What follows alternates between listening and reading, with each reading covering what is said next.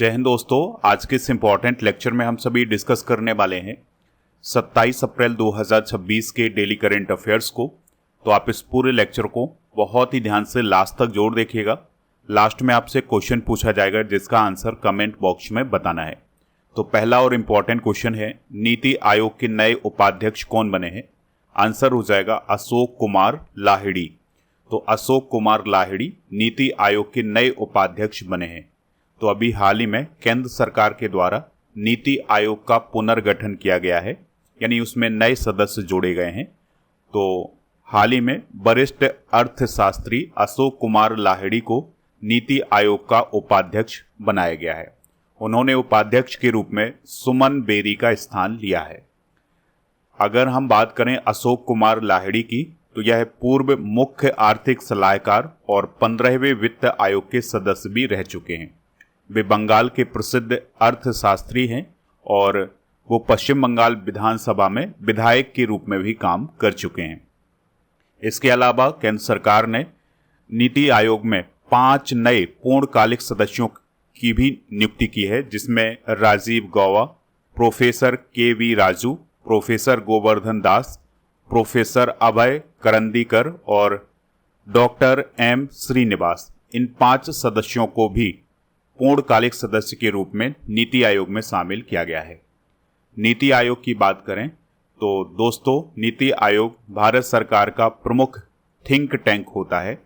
नीति का मतलब होता है national institution for transforming India, और यह एक गैर संवैधानिक निकाय है। 1 जनवरी 2015 को इसकी स्थापना हुई थी। नई दिल्ली में इसका मुख्यालय है। प्रधानमंत्री इसके अध्यक्ष होते हैं। तो वर्तमान में नरेंद्र मोदी जी इसके अध्यक्ष हैं। अशोक लाहिड़ी इसके उपाध्यक्ष हैं। वर्तमान में इसकी सीईओ हैं निधि छिब्बर, जिन्हें अतिरिक्त प्रभार दिया गया है। और इसमें योजना राज्य मंत्री भी होते हैं। तो राव इंद्रजीत सिंह वर्तमान में योजना राज्य मंत्री। अगला क्वेश्चन है, कॉमनवेल्थ वॉर ग्रेव्स कमीशन ने किस स्मारक में लगभग 33,000 भारतीय सैनिकों के नाम डिजिटल रूप से शामिल किए हैं? आंसर हो जाएगा बसरा स्मारक। ये जो बसरा स्मारक है ये इराक देश में है, और यहाँ पर उन सैनिकों के नाम शामिल किए गए हैं जो प्रथम विश्व युद्ध में शहीद हुए थे। यानी 33,000 जो भारतीय सैनिक शहीद हुए थे उनके नाम अब इस बसरा स्मारक में डिजिटल रूप से शामिल किए गए हैं। अभी तक ये नाम शामिल नहीं थे। अब शहीद सैनिकों के नाम, रैंक और रेजिमेंट को सम्मानपूर्वक प्रदर्शित किया गया है। तो बसरा स्मारक इराक देश में है, इसको आप जरूर याद रखिएगा। बात करते हैं प्रथम विश्व युद्ध की। तो 28 जुलाई 1914 से 11 नवंबर 1918 तक चला था, और इसमें यूरोप, अफ्रीका, मध्य पूर्व, आंशिक रूप से एशिया और प्रशांत द्वीप समूह ये सभी शामिल थे। यानी ये इन क्षेत्रों में इन क्षेत्रों को प्रभावित किया था प्रथम विश्व युद्ध ने। और इसमें मित्र राष्ट्र थे ब्रिटेन, फ्रांस, रूस, Italy, America, Japan, Serbia, Romania, ये सभी शामिल थे। और केंद्रीय शक्तियां थी इसमें जर्मनी, ऑस्ट्रिया, हंगरी, ओटोमन साम्राज्य जिसे तुर्की बोला जाता है, बुल्गारिया, ये सभी शामिल थे। इसमें मित्र राष्ट्रों की विजय हुई थी। ठीक है। इसके अलावा जर्मनी, हंगरी, ऑस्ट्रिया, ओटोमन साम्राज्य और रूस की राजशाही का अंत हुआ था। नए देशों का गठन हुआ था, जिसमें पोलैंड, चेकोस्लोवाकिया, यूगोस्लाविया, ये सभी नए देश बने थे। और इसके अलावा लीग ऑफ नेशंस की स्थापना हुई थी, जो आगे चल करके संयुक्त राष्ट्र बना था। ठीक है। तो प्रथम विश्व युद्ध 1914 से 1918 तक हुआ था। नेक्स्ट क्वेश्चन है, संघाई सहयोग संगठन या एससीओ के रक्षा मंत्रियों की बैठक का आयोजन किस शहर में किया जाएगा? आंसर हो जाएगा बिश्केक। और बिश्केक जो है वो किर्गिस्तान में है। तो किर्गिस्तान के बिश्केक में संघाई सहयोग संगठन या संघाई कोऑपरेशन ऑर्गेनाइजेशन के जो डिफेंस मिनिस्टर्स हैं उनकी मीटिंग आयोजित की गई है 27 और 28 अप्रैल को। भारत की तरफ से हमारे देश के जो डिफेंस मिनिस्टर हैं राजनाथ सिंह, वो इसमें शामिल होंगे। और इस बैठक में रक्षा सहयोग, आतंकवाद विरोधी रणनीतियों और साझा सुरक्षा चुनौतियों, भू राजनीतिक बदलावों पर चर्चा की जाएगी। यानी कि क्षेत्र की रक्षा से संबंधित जो मुद्दे हैं उन पर बातचीत की जानी है। बात करते हैं संघाई सहयोग संगठन की। तो इसे SCO बोला जाता है या संघाई कोऑपरेशन ऑर्गेनाइजेशन बोला जाता है। इसकी स्थापना 2001 में हुई थी। मुख्यालय इसका बीजिंग चाइना में है और इसका उद्देश्य क्षेत्रीय स्थिरता, आतंकवाद, कट्टरपंथ और उग्रवाद से मुकाबला करना। इसके वर्तमान में 10 मेंबर हैं, जिसमें चाइना है, Russia, Kazakhstan, Kyrgyzstan, Tajikistan, Uzbekistan, Bharat, Pakistan, Iran और बेलारूस। दोस्तों, भारत और पाकिस्तान कब शामिल हुए थे इस संगठन में? 2017 में। SCO दुनिया का सबसे बड़ा क्षेत्रीय संगठन माना जाता है। 2026 में किर्गिस्तान के द्वारा इसके शिखर सम्मेलन की अध्यक्षता की जा रही है। भारत 2023 में SCO शिखर सम्मेलन की अध्यक्षता या मेजबानी कर चुका है। कुछ इंपॉर्टेंट करेंट अफेयर्स डिस्कस करते हैं। तो ब्रिक्स शिखर सम्मेलन 2026 की अध्यक्षता भारत कर रहा है।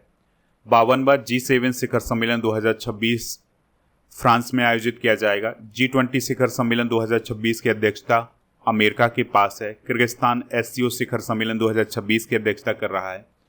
2026 नाटो शिखर सम्मेलन की अध्यक्षता तुर्की के पास है।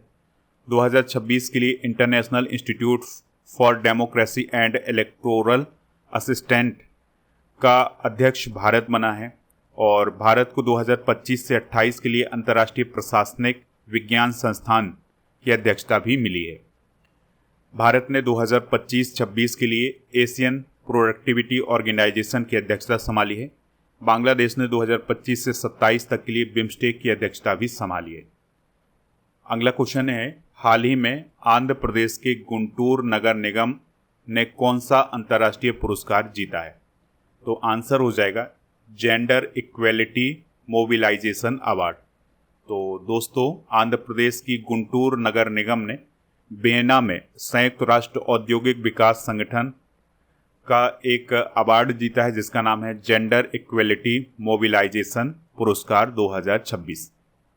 यह पुरस्कार महिला सशक्तिकरण और टिकाऊ अपशिष्ट प्रबंधन को जोड़ने के लिए दिया गया है। तो इसके तहत क्या हो रहा है गुंटूर नगर निगम के द्वारा कि 200 से अधिक जो महिलाएं हैं उनको घर घर कचरा कलेक्ट करने में लगाया गया है। इसके लिए इलेक्ट्रिक ऑटो ड्राइवरों को नियुक्त किया गया है। ठीक है, तो ये खास पहल है आंध्र प्रदेश के गुंटूर नगर निगम की। तो इसी पहल के लिए जेंडर इक्वेलिटी मोबिलाइजेशन पुरस्कार 2026 उसने जीता है। कुछ इंपॉर्टेंट पुरस्कार डिस्कस करते हैं। तो संगीत कलानिधि पुरस्कार Jayanthi Kumaresh, speaker of the Knesset medal Israel का मिला है प्रधानमंत्री मोदी जी को। Women empowerment trailblazer award मिला है कल्पना सोरेन को। सरस्वती सम्मान 2025 राम कुमार मुखोपाध्याय। और 79वें बाफ्टा फिल्म पुरस्कार 2026 में सर्वश्रेष्ठ बाल और पारिवारिक फिल्म का अवार्ड मिला है बोंग को, जो कि एक मणिपुरी फिल्म है। BCCI लाइफ टाइम अचीवमेंट पुरस्कार रोजर बिन्नी राहुल द्रविड़ को मिला है। और इसके अलावा दोस्तों, पॉली उमरीगर पुरस्कार सर्वश्रेष्ठ पुरुष क्रिकेटर का अवार्ड शुभमन गिल को मिला है। BCCI सर्वश्रेष्ठ अंतर्राष्ट्रीय महिला क्रिकेटर का अवार्ड स्मृति मंधाना को मिला है। और दोस्तों, लाइफ टाइम अचीवमेंट अवार्ड जो है वो मिताली राज को भी मिला है, इसको भी आप नोट कर लें। पद्म विभूषण की अगर हम बात करें तो Dharmendra, VS Achuthanandan, KT Thomas, N राजम और P नारायणन, इनको पद्म विभूषण मिला है 2026 का। पद्म भूषण 2026 भगत सिंह कोश्यारी, अलका याग्निक, ममूटी, विजय अमृतराज, इनको मिला है। पद्मश्री रोहित शर्मा, हरमनप्रीत कौर, प्रवीण कुमार, इनको मिला है। ठीक है, तो 2026 के ये इंपॉर्टेंट अवार्ड आप नोट कर लें। अगला क्वेश्चन है, किस टीम ने IPL इतिहास का सबसे बड़ा सफल रन चेज किया है? आंसर हो जाएगा इसका पंजाब किंग्स। तो दोस्तों, पंजाब किंग्स ने दिल्ली कैपिटल्स के खिलाफ IPL के इतिहास का अब तक का सबसे सफल रन चेज किया है। तो पंजाब किंग्स ने 265 रन का जो लक्ष्य है वो 18.5 ओवर में 4 विकेट खो करके हासिल कर लिया था। तो ये IPL के इतिहास का सबसे बड़ा सफल रन चेज है। इसी मैच में दिल्ली कैपिटल्स के KL राहुल ने 152 रन की पारी खेली, जो कि IPL में किसी भी भारतीय का सबसे बड़ा स्कोर है। तो दोस्तों, IPL में सबसे बड़ा रन चेज पंजाब किंग्स के नाम हो गया है। फिर उसके बाद जो दूसरा रिकॉर्ड है वो भी पंजाब किंग्स के नाम है, ये 2024 में रिकॉर्ड बनाया था। और तीसरा है सनराइजर हैदराबाद के नाम। आईपीएल की सबसे बड़ी पारियों की बात करें तो 175 रन बनाए थे क्रिस गेल ने, 158 ब्रेंडन मैकुलम ने, 152 बनाए हैं केएल राहुल ने, और 141 अभिषेक शर्मा, 140 क्विंटन डीकॉक ने बनाए हैं। वैश्विक खाद्य संकट रिपोर्ट 2026, गंभीर भुखमरी का सामना कर रहे शीर्ष 10 देशों में कौन शामिल हैं? तो दोस्तों, हाल ही में वैश्विक खाद्य संकट रिपोर्ट 2026 जारी की गई है। तो इसमें गंभीर भुखमरी का सामना कर रहे टॉप 10 देशों में कौन से देश शामिल हैं? तो इसमें पाकिस्तान है, सूडान है, अफगानिस्तान है। तो ये तीनों देश शामिल हैं। तो इसका जो राइट आंसर हो जाएगा वो हो जाएगा उपरोक्त सभी। तो अभी हाल ही में वैश्विक खाद्य संकट रिपोर्ट 2026 को जारी किया गया है। तो इसमें पाकिस्तान को गंभीर भुखमरी का सामना कर रहे टॉप 10 देशों में स्थान दिया गया है। पाकिस्तान के लगभग 1.1 करोड़ लोग गंभीर खाद्य असुरक्षा का सामना कर रहे हैं। इस रिपोर्ट में इस स्थिति के लिए मुख्य रूप से जो मौसम है उसको जिम्मेदार ठहराया गया है। और इस रिपोर्ट में अफगानिस्तान, नाइजीरिया, यमन जैसे देश शामिल हैं। तो इस रिपोर्ट को किसने जारी किया है? FAO यानी food and agriculture organization of the United Nation और वर्ल्ड फूड प्रोग्राम और global network against food crisis, इन तीनों संगठनों ने इसको मिलकर के जारी किया है। तो देखिए, सबसे ज़्यादा जो फूड क्राइसिस है वो है नाइजीरिया में, फिर DRC में, फिर सूडान में, फिर यमन, फिर अफगानिस्तान, फिर म्यांमार, फिर बांग्लादेश, फिर पाकिस्तान, फिर साउथ सूडान और फिर सीरिया। तो ये वो देश हैं जहाँ पर सबसे ज़्यादा फूड क्राइसिस है। और नाइजीरिया की बात करें तो 30.6 मिलियन लोग जो हैं वो फूड क्राइसिस से जूझ रहे हैं। और अफगानिस्तान में 17.4 मिलियन लोग, यानी उस देश की जो 35% जनसंख्या है वो फूड क्राइसिस से जूझ रही है। नाइजीरिया में 15% और पाकिस्तान में जो है 23% जनसंख्या फूड क्राइसिस से जूझ रही है। तो ये कुछ आंकड़े हाल ही में पेश किए गए हैं। अगला क्वेश्चन है, AFC चैंपियंस लीग एलीट 2026 का खिताब किसने जीता है? तो ये जीता है दोस्तों अल अहली सऊदी ने। तो ये फुटबॉल से रिलेटेड प्रतियोगिता थी। तो इसको अभी हाल ही में अल अहली सऊदी नामक फुटबॉल क्लब ने जीता है। तो इस फुटबॉल क्लब ने जापान के मचीडा जेल्विया फुटबॉल क्लब को 1-0 से हराया है। जो अल अहली सऊदी नामक फुटबॉल क्लब है ये सऊदी अरब का फुटबॉल क्लब है। तो लगातार दूसरी बार अल अहली ने ये फुटबॉल टूर्नामेंट जीता है। स्पोर्ट्स से रिलेटेड कुछ इंपॉर्टेंट करेंट अफेयर्स डिस्कस करते हैं।